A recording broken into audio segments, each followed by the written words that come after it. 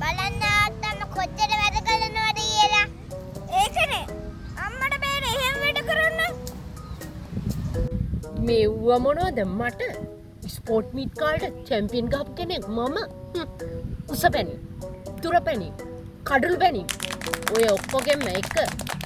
අප්පා සේලම් පැණි ටික පැනලානේ අම්මා. ඔව් ඒ ක්‍රීඩා තුන තමයි කරේ. කොහොම ඉන්න විවේලලා පෙන්නන්න මම. මොකෝ ආතම්මට විතරක් ඔය වැඩ පුළුවන්.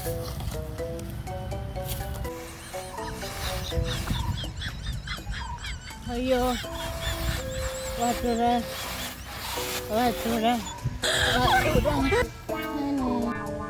ඔය පැන්නේ අත්තන්න ගහන්න බෑ.